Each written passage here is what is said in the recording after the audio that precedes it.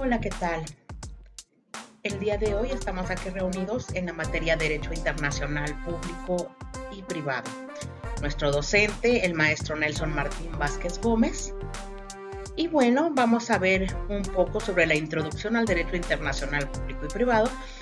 Y vamos a platicar un poco sobre el precepto 133 constitucional. Mi nombre es María Teresa Rubio González y comenzamos.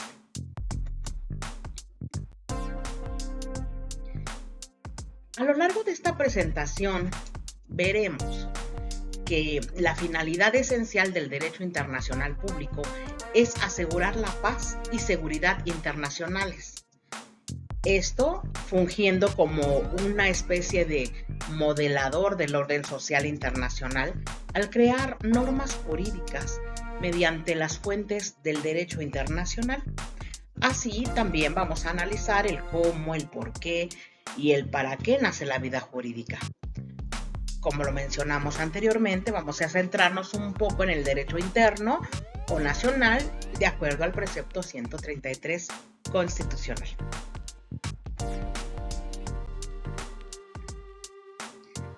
Vamos a ver primero el concepto. Y bien, el derecho internacional público puede ser definido como un conjunto de normas jurídicas que van a regular las relaciones entre los sujetos del derecho internacional público. Este derecho es un sistema jurídico que se va a diferenciar de los sistemas jurídicos nacionales de los estados que integran la comunidad internacional debido al hecho de que no va a contar con órganos especializados que se encarguen de crear sus normas. Tampoco va a aplicar de manera inexorable las sanciones a los transgresores de estas mismas. Asimismo, ambos sistemas jurídicos se diferencian entre sí debido a que los sujetos que son titulares de derechos y objeto de las obligaciones previstas en sus normas son distintos, en tanto que en el sistema jurídico nacional son sujetos de derecho y obligaciones todos los individuos particulares que se encuentren en el territorio de un estado. En el derecho internacional público, en principio, solo pueden ser sujetos de derechos y obligaciones los estados y los organismos internacionales. Sin embargo, en casos excepcionales nos vamos a encontrar con que las personas privadas también pueden ser objeto de las sanciones del derecho internacional. Esto va a suceder cuando estas personas lleguen a dañar de manera significativa los bienes jurídicos protegidos por el derecho internacional público.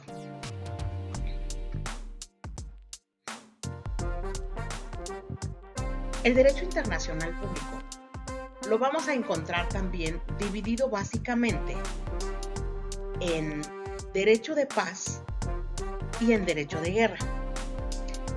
El derecho de paz va a regular todas aquellas relaciones entre los sujetos del derecho internacional. Obviamente, el derecho internacional público, en donde no se hace uso de las Fuerzas Armadas.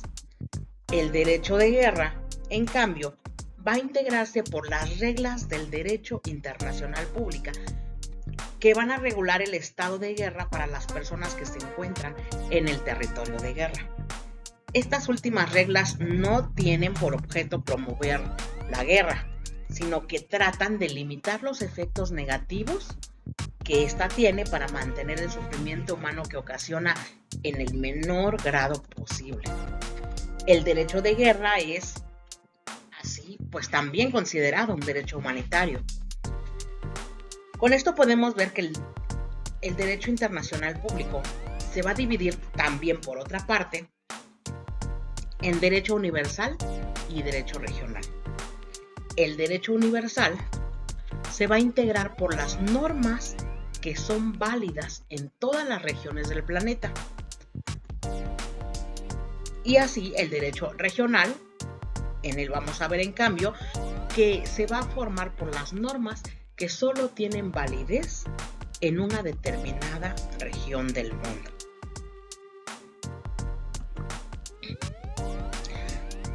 Ahora bien, Vamos a ver. ¿Cuál es la diferencia entre el derecho internacional público y el derecho privado?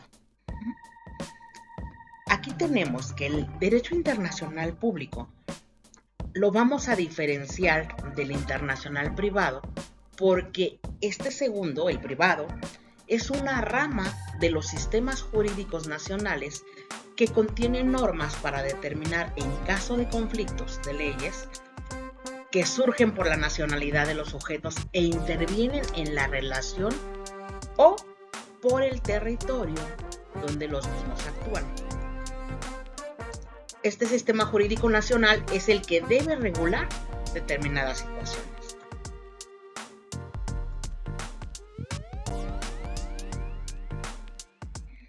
Vamos a conceptualizar un poco lo que es la supremacía constitucional. Y debemos comprender que la supremacía constitucional es el principio básico de todo sistema jurídico. Es la ley cúspide de todo orden jurídico, la que contiene las normas primarias que deben regir para todos dentro de un país, ya sean gobernantes o gobernados. Es la que integra el conjunto de normas según las cuales se van a crear y según las cuales se van a vivir todas las demás disposiciones. Su carácter constituyente va a determinar la validez en la aplicación de las normas constituidas y al hacerlo va a sentar las bases para lograr su propia validez normativa.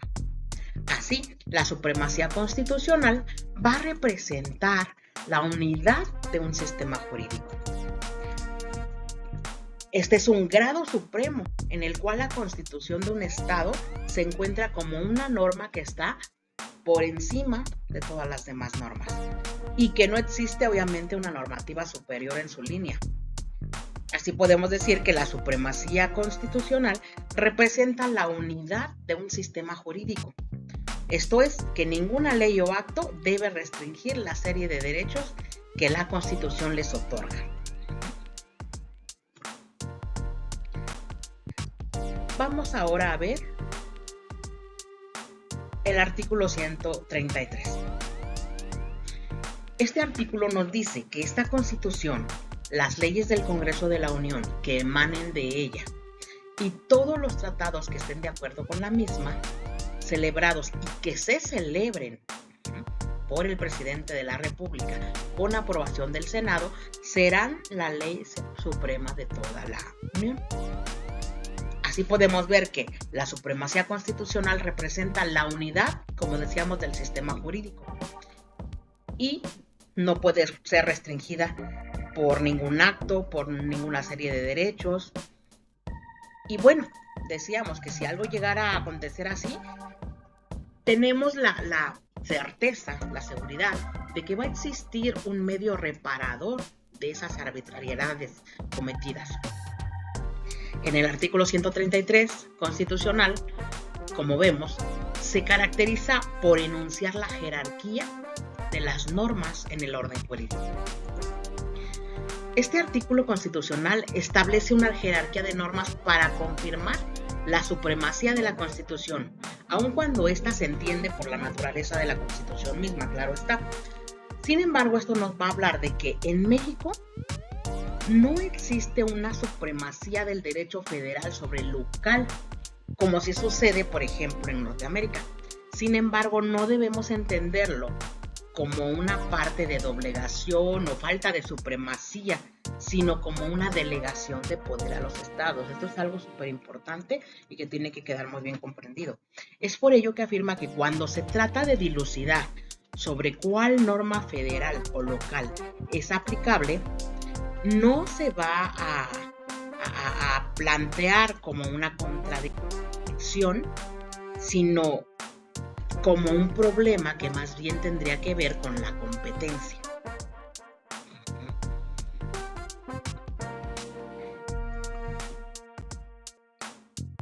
Y bien, la supremacía constitucional no es simplemente una ley fundamental que da validez al sistema en un aspecto meramente formal, sino que, como hemos podido ver, la Constitución debe ser conceptualizada como una entidad receptora, una entidad promotora, pero también es una entidad que difunde valores, difunde principios y derechos fundamentales. El constitucionalismo moderno, por tanto, no solo está instalado sobre el principio de supremacía constitucional, sino que como consecuencia de esto también va a estar unido o engarzado, digámoslo así, sobre el derecho del ciudadano a esa supremacía que se concreta conforme al principio de la separación de poderes, en un derecho fundamental a la tutela judicial efectiva de la supremacía constitucional, es decir, a la justicia constitucional. Podemos darnos cuenta que contamos con una supremacía respetuosa que permite y protege la delegación de las competencias a los estados, sin por eso dejar de ser la máxima autoridad. Como podemos observar, aquí tenemos nuestros diferentes autores de las cuales hemos logrado tomar toda esta información para poder compartirla. Y agradezco su participación y la oportunidad de compartir con ustedes en este día. Hasta pronto.